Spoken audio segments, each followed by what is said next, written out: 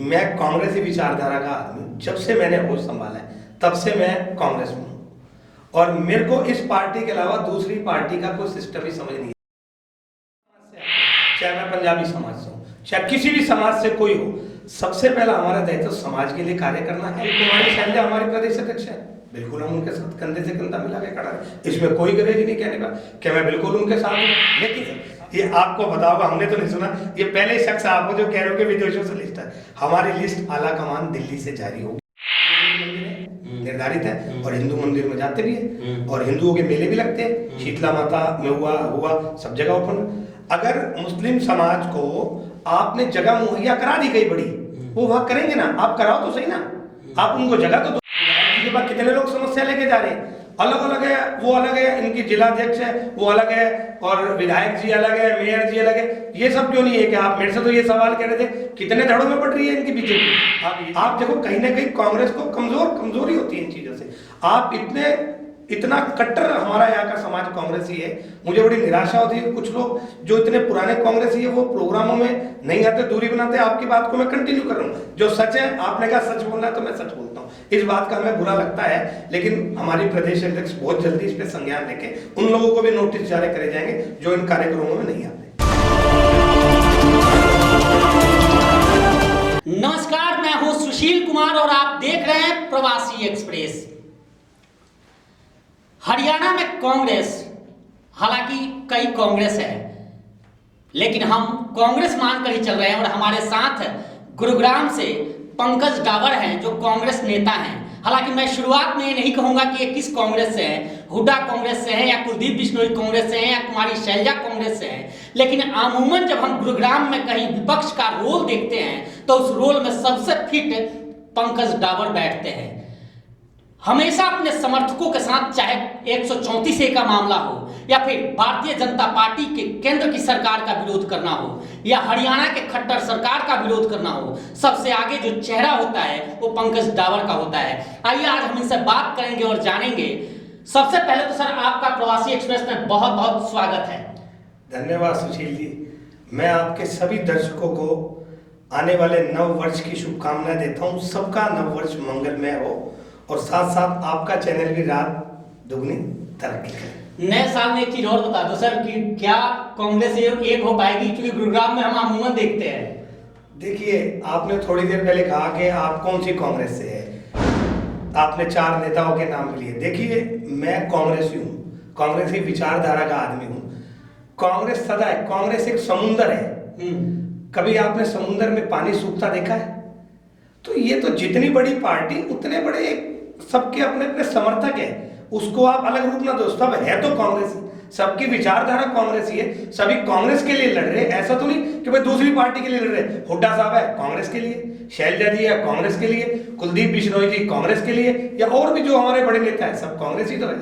तो आप इसको 4 कांग्रेस या 10 कांग्रेस का नाम ना देखिए, एक ही कांग्रेस। वैसे आपकी आइडियोलॉजी क्या कांग्रेस की आइडियोलॉजी है या फिर आपकी स्वयं की आइडियोलॉजी है? देखिए, मैं कांग्रेसी विचारधारा का आदमी हूं। जब से मैंने होश संभाला है तब से मैं कांग्रेस में हूं और मेरे को इस पार्टी के अलावा दूसरी पार्टी का कोई सिस्टम ही समझ नहीं आया।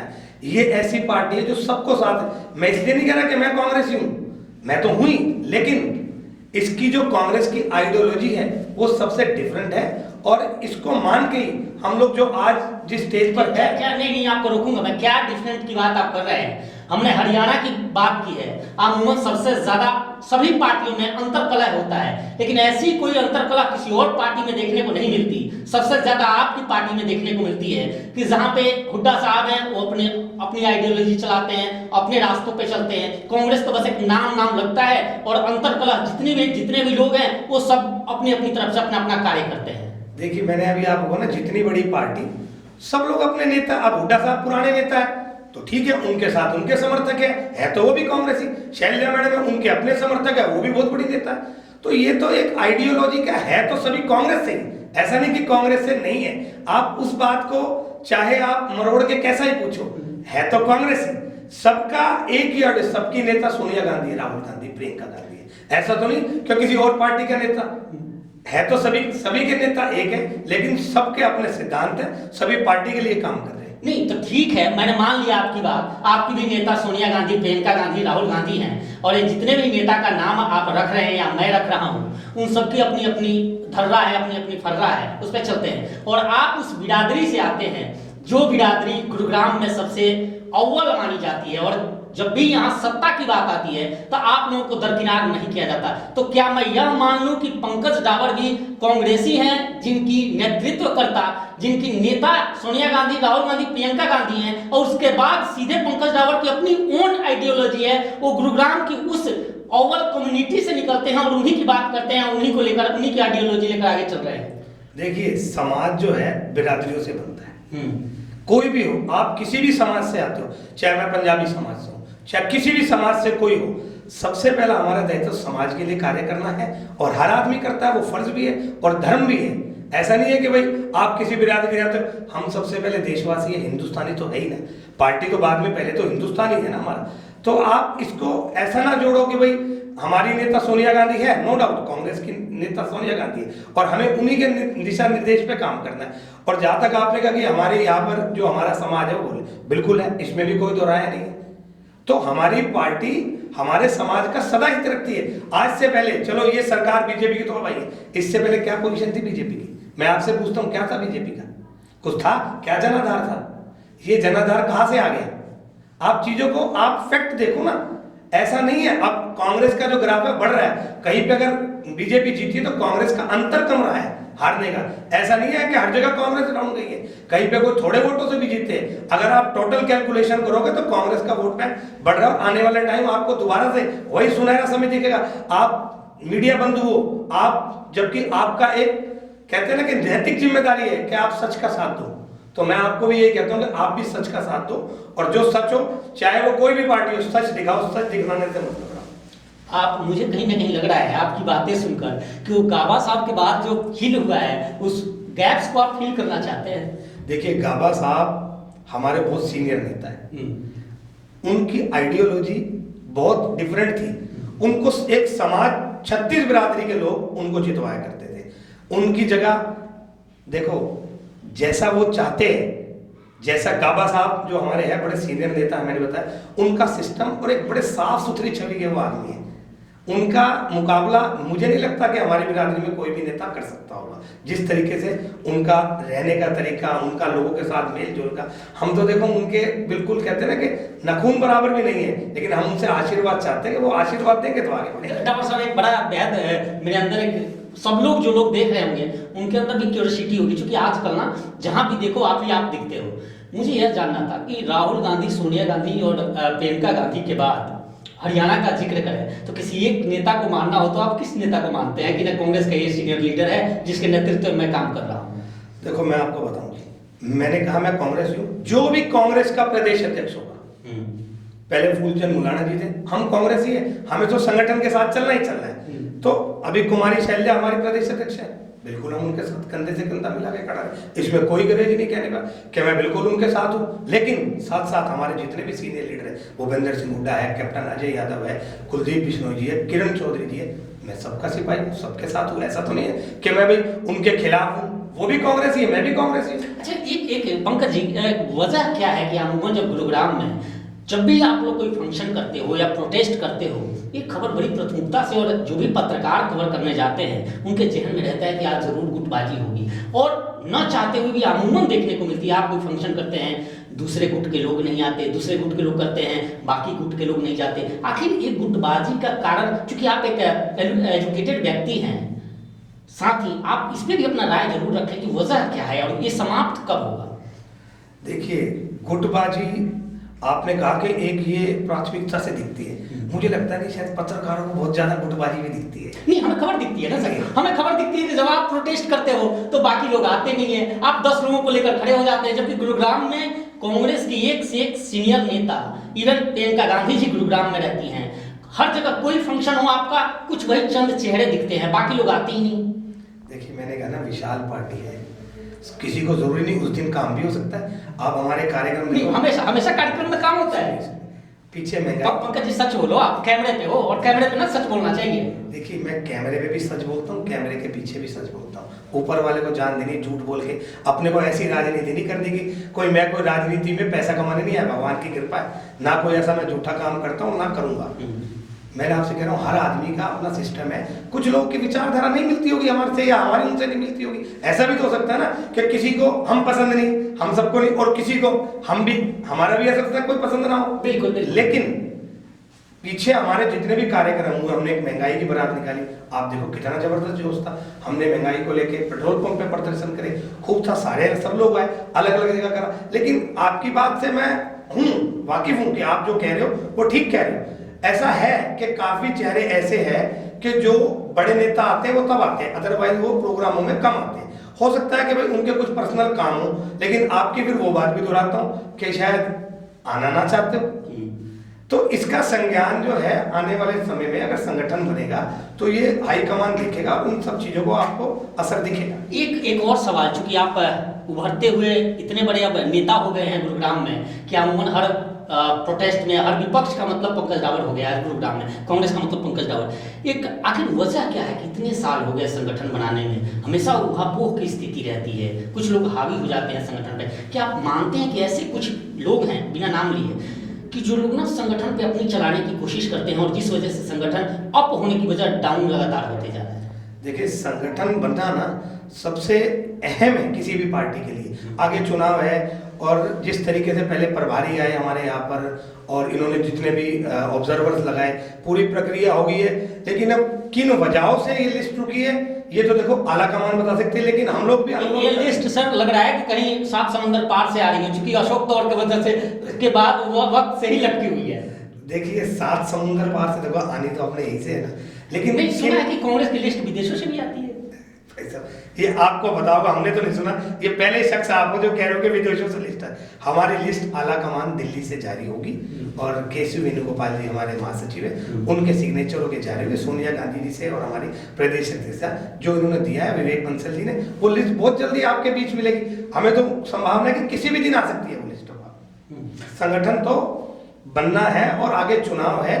अगर संगठन जितनी जल्दी बनेगा उतना हम निगम के चुनाव में पुरजोर के साथ हम आपको इस बार मेयर टीम अपनी कांग्रेस की दिखाने वाले हैं। अच्छा, एक चीज और बता दीजिए इसके साथ साथ, क्या इस बार कांग्रेस, चूंकि आप लोग यहाँ सीनियर पदाधिकारी हैं, हालांकि यह सवाल प्रदेश अध्यक्ष से होनी चाहिए क्योंकि उनके पाले में इस सवाल का जवाब है, फिर भी मैं आपकी मंशा जानना चाहता हूँ कि क्या जो स्थिति है अभी कांग्रेस की गुरुग्राम में, क्या इसको देखते हुए पार्टी को सिंबल पे लड़ना चाहिए या नहीं लड़ना चाहिए?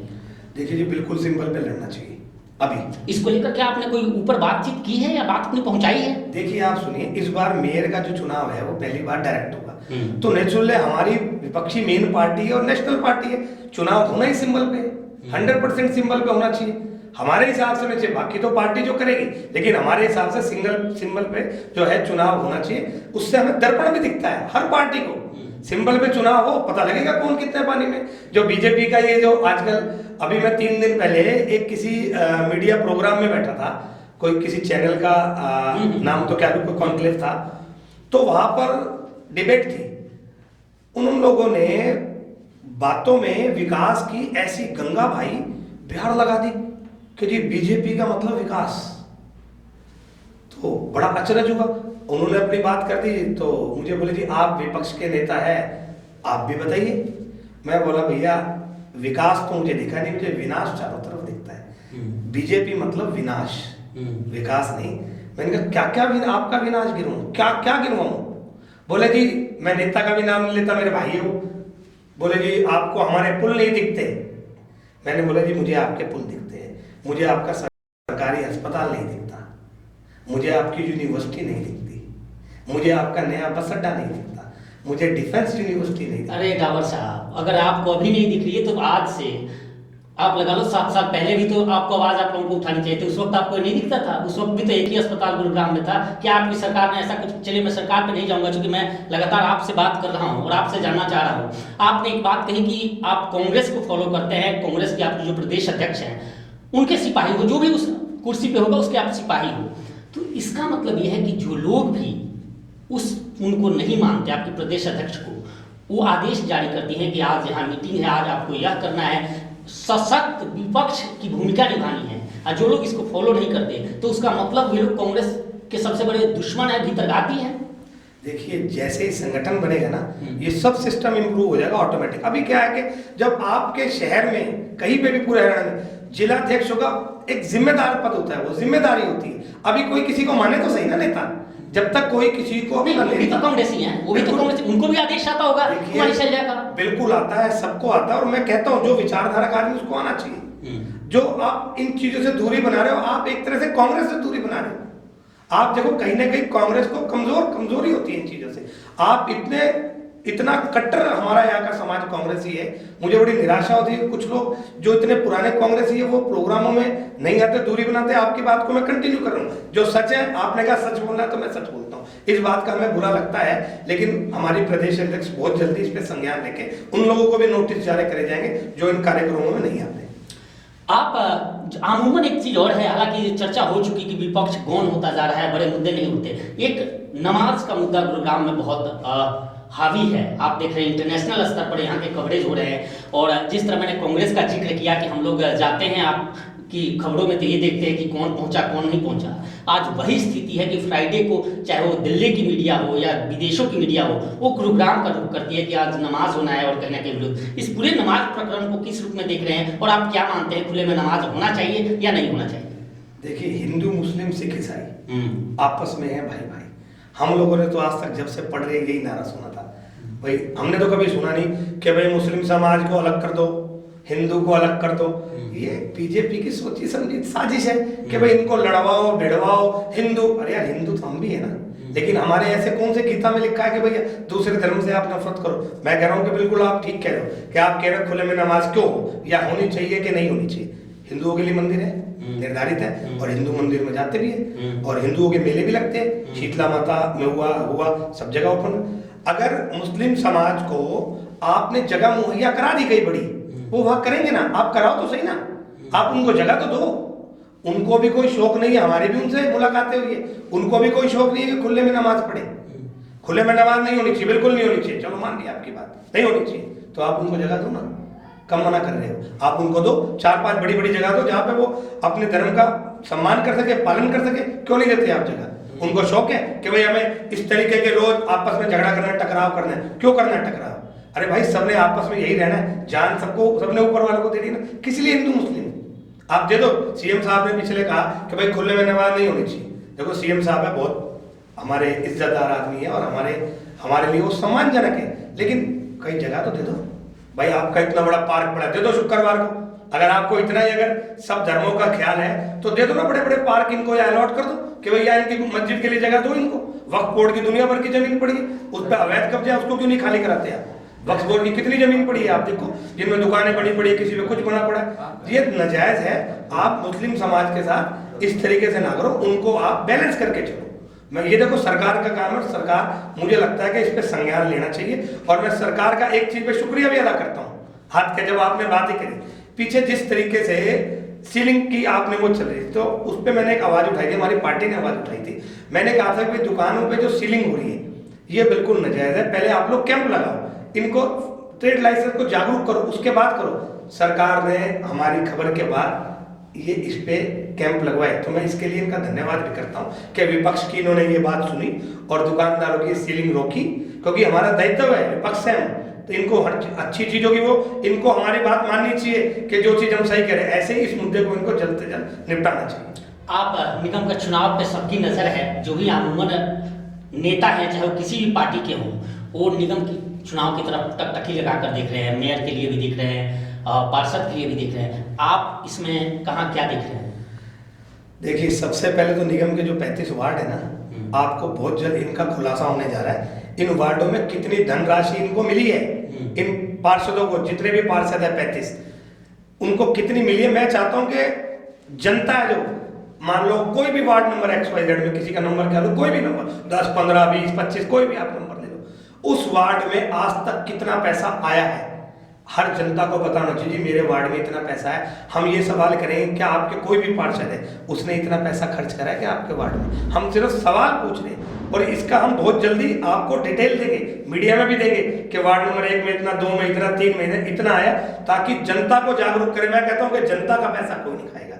और निगम जहां तक चुनाव की, हमारे 35 के 35 वार्ड, लेकिन ये वार्ड बढ़ जाएंगे जैसे कि क्षेत्र बढ़ा है, सब में वो उतरेंगे। और जो पार्टी जिम्मेदारी लगाएगी, पार्टी किसी भी तरीके की जिम्मेदारी लगाएगी, उसके लिए उनका डावर कभी जिंदगी में पीछे नहीं हटेगा। नहीं, सुना है मैंने कि मेयर के चुनाव की तैयारी आप कर रहे हैं, मेयर के चुनाव लड़ेंगे? देखो, मैंने भी आपके मीडिया से सुना है कि भाई पीछे खबर आ रही थी, उसमें मेरी फोटो भी लगी थी कि भाई मेयर के दावेदार। देखो, दावेदार तो ये तो कांग्रेस पार्टी का काम है ना, किसको दावे, जिसको बनाएगी उसके साथ है, मुझे बनाएगी तो नहीं। अगर एक सवाल आपसे है कि आपको पार्टी क्यों बनाए, क्यों मेयर का दावेदार बनाए?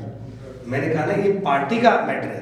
मैं कैसे कह दूंगा जी आप मुझे बनाओ? अगर पार्टी को लगता होगा कि भाई ये पार्टी के लिए काम कर सकता है, मुझे जो भी जिम्मेदारी दे पार्टी, मुझे कोई ऐसा वो नहीं कि मुझे तो चुनाव लड़वाओ, टिकट दो। चलिए, मुझे कुछ ये सवाल बिल्कुल भविष्य के गर्भ में, और पार्टी डिसाइड करेगी। पार्टी की गाइडलाइन से आप डेडलाइन से आगे नहीं जाएंगे, गाइडलाइन से आगे नहीं जाएंगे। चलिए, अब इस शहर की बात करें, गुरुग्राम की। आप हमारे दर्शकों को 5 ऐसी बड़ी समस्याओं को गिना दें कि जो आप अगर सत्ता में आते हैं, मेयर बनते हैं या फिर पार्टी, तो उन समस्याओं को आप सबसे पहले समाधान करेंगे। देखिए, पहले तो जो मेयर वाला सवाल है ना, आप इसको वापस लो, ये पार्टी का हुआ है, ठीक है। आपने कहा कि आप समस्या बताओ, मैं एज ए नॉर्मल कांग्रेस के कार्यकर्ता के लिए आपको 5 समस्या गिनवा सकता हूँ, लेकिन मैं मेयर के पद के लिए नहीं, मैं वो समस्या गिनवाऊंगा जो आम आदमी की। आप मुझे आज एक चीज बताओ, आप भी आम आदमी, मैं भी आम आदमी। एक नॉर्मल नौकरी पेशा आदमी क्या चाहता है? रोटी, कपड़ा और मकान, इसके अलावा कुछ चाहता है? सरकार से पैसा मांग रहे हैं, मांगता है क्या? आप नॉर्मल आदमी हो, भाई मेरे बीवी बच्चे घर में सेफ रहे, सड़कें मेरी गाड़ी के लिए ठीक ठाक मिले और मेरे घर का गुजारा बढ़िया हो जाए, यही तो चाहते हो आप। शहर के अंदर सबसे बड़ी समस्या जाम की समस्या है, नंबर 1। इस जाम को किसी भी तरीके से आप कम करो। कुछ रोडें ऐसी है, सोना चौक वाली, इसको सरकार को वन वे करना चाहिए, एक तरफ से आने का, एक तरफ से जाने का। मतलब मेन जो मुद्दा ट्रैफिक जाम का है। उसके अलावा जो सबसे जरूरी है, गुड़गांव के अंदर कम से कम 5 से 6 सरकारी अस्पताल मेडिसिटी की तर्ज पे बना सकते। ये तो मेयर के और पार्षद के हाथ में नहीं है। मैंने क्या कहा? ये मैं मेयर की बात नहीं कर रहा, मैं आपने समस्या की बात करी। मैंने जो समस्या जो सरकार करेगी, मेयर क्या अस्पताल बनवा सकता है? कभी भी नहीं बनवा सकता है। हम तो एक आम कार्यकर्ता की तरह सरकार को बता सकते हैं, 4-5 कम से कम हॉस्पिटल होने चाहिए सरकारी, जिसमें नेता से लेकर आम आदमी तक इलाज कराए। दिखावे के लिए नहीं, दिखावे के लिए आप करा तो मेडिसिटी में और खड़े हो वहां पे केले बांटते हुए सरकारी अस्पताल में। कहाँ की इंसानियत है? आप लोग इंसान नहीं हो क्या? दूसरी, ये दूसरी समस्या होगी। अब आ जाओ तीसरी समस्या, जिस तरीके से शहर में प्रदूषण फैल रहा है। अभी सरकार ने कहा भैया कंपनियों में जनरेटर नहीं चलेगा, मैं कह रहा हूँ बिल्कुल नहीं चलेगा, आप बिजली दे दो ना, क्यों चलाएंगे जनरेटर? शौक है क्या उद्यमियों को कि हमने तेल फूकना जरूरी है? आप लाइट नहीं दे रहे तभी तो मजबूरी में कर रहे हो, क्यों चला रहे जनरेटर? बताओ आप, कोई तू क्या? आप पूरी लाइट दो ना, हम नहीं चलाएंगे जनरेटर। अरे भैया लाइट भी मत दो, जनरेटर वैसे ही मार दो ना, गला घोट दो। आप इस तरीके की वो लगाते हो कि जो सिस्टम ही नहीं है। आज कितनी यूनिवर्सिटी है गुड़गांव में? कितनी यूनिवर्सिटी है 10-15। फिर यूनिवर्सिटी बनाओ, आपने बच्चों को पढ़ाना है, आप वो बनाओ। जो चीजें करने की आप वो तो कर नहीं रहे, ये बेकार के मुद्दे कर रहे हो आप। मैं कह रहा हूँ बलिदानों को, जो बलिदानी हुए, हम सब शहीदों का सम्मान करते हैं और करते रहेंगे, लेकिन जो जीवित है उनका तो ध्यान कर लो, या उनको भी शहीद कराओगे? शहीद कराओगे क्या? कितनी समस्या है आप बताओ, कितनी बताएं? नहीं, इसके साथ साथ ये भी बता दीजिए कि इसके साथ मजबूत विपक्ष होना, यह भी एक बहुत बड़ी समस्या है। देखिए, विपक्ष अपना काम खूब कर रहा है, ऐसा नहीं है कि विपक्ष आवाज नहीं उठा रहा, विपक्ष को, लेकिन वो मीडिया दिखाए तो सही, मीडिया भी तो दिखाए उस आवाज को। हम आवाज उठाए, अब देखो वो कहते हैं कि सावन के अंधे को तो हरा ही हरा दिखेगा भैया, वो तो सिर्फ उसी को ही दिखाओगे जो सत्ता पार्टी की तो नहीं दे दे। मैं नाम क्यों लूं? बहुत से चैनल है जो नहीं चलाते सत्ता पक्ष चलाते, विपक्ष को नहीं चलाते। चलाओ ना, चलाओ ना, कौन मना करता है? विपक्ष कमजोर कब होता है? जब मीडिया दिखाएगा नहीं, मीडिया दिखाएगा तभी तो ताकतवर होगा ना। तो मीडिया को बिल्कुल 100% विदाउट पार्शियलिटी करो। देखो, विपक्ष का काम है आवाज उठाना, हम किसी पर्सनल आदमी पर अटैक नहीं कर रहे, पार्टी की बात है। मैं विपक्ष का आदमी हूं, मैं किसी, ना मैं मेयर साहिबा को कुछ कह रहा हूं, ना मैं विधायक जी को कुछ कह रहा हूं, ना मैं किसी मंत्री को, ना मैं सीएम को, मैं सरकार को कह रहा हूं। सरकार के काम हमें गिनवाने पड़ रहे हैं कि ये काम करवाओ, ना कि हम किसी पर्सनल आदमी पे अटैक कर रहे हैं। तो ये विपक्ष का काम है और हम उसको बेखूबी निभा रहे, बशर्ते कि आप लोग हमारे साथ रहो। विधायक जी के कार्यकाल को कैसे देख रहे हैं आप, जो गुरुग्राम के विधायक हैं? आप इतनी समस्याओं का जिक्र आपने किया, वो प्रतिनिधि हैं, उनके पास अधिकार है कि प्रदेश की विधानसभा में अपनी बात रखें, उनके कार्यकाल को किस रूप में देख रहे हो? देखिए, विधायक जी जो है हमारे सिंगला जी, उनके कार्यकाल को तो देखो बेहतर आप बीजेपी वाले से पूछो कि उनका कार्यकाल कैसा चल रहा है, पहली बात। नहीं, वो आप भी अब विधायक है, बेशक से आप विपक्ष हो, लेकिन गुरुग्राम में रहते हो आप, तो आपके भी वो विधायक हैं। सर विपक्ष का तो फिर है ना, विपक्ष कहेगा तो वो तो कमियां ही गिनवाएगा। मैं कह रहा हूँ उनकी पार्टी से पूछो ना कि आपके विधायक है क्या, कितने धड़ों में बट रहा है, विधायक जी के पास कितने लोग समस्या लेके जा रहे हैं, अलग अलग है, वो अलग है, इनकी जिलाध्यक्ष है वो अलग है, और विधायक जी अलग है, मेयर जी अलग है। ये सब क्यों नहीं है कि आप मेरे से तो ये सवाल कह रहे थे कितने धड़ों में बढ़ रही है इनकी बीजेपी, आप ये चीज भी देखो। अब हम बहुत जल्दी एक समस्या को लेकर विधायक जी से मिलने वाले, इनको ज्ञापन देंगे, देखो उसके बाद ही बताऊंगा कि विधायक जी की कितनी चलती है। अभी तो मैं क्या बता सकता हूँ, जब आपको समस्या बताऊंगा फिर आपके पास आपके चैनल पे दोबारा आऊंगा, फिर बताऊंगा कि इनकी कितनी चलती है सरकार में। बिल्कुल, ये पंकज डावर हैं और कांग्रेस के नेता हैं गुरुग्राम में। इन्होंने साफ कर दिया कि कांग्रेसी इनकी आइडियोलॉजी है। हालांकि ये विशिल भी बजाते हैं, लोगों को जगाते हैं, जागरूक करते हैं। देखना यह भी है कि अपने पार्टी के वैसे लोगों को जो कांग्रेस के आला कमान की बातों को नहीं मानते, अपनी आइडियोलॉजी को लगाते हैं, वे लोग इनकी विशिल की आवाज़ कब सुनेंगे। फिलहाल इस पेशकश में इतना ही। देखते रहिए प्रवासी एक्सप्रेस।